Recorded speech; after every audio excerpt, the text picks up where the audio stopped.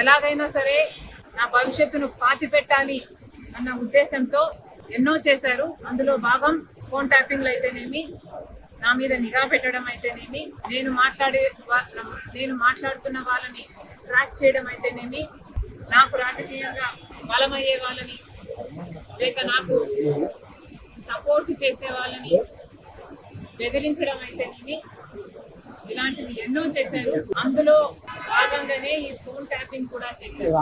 జగన్మోహన్ రెడ్డి గారి నా మీద చేసిన అత్యాచారాలలో ఫోన్ ట్యాపింగ్ అనేది చాలా చిన్నది.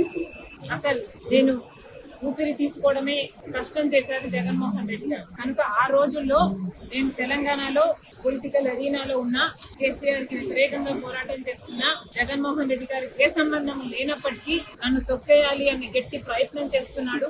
ఇన్ని ఫోర్సెస్ తో పోరాటం చేయడం వాస్తవానికి నాకు చాలా కష్టంగా ఉండింది.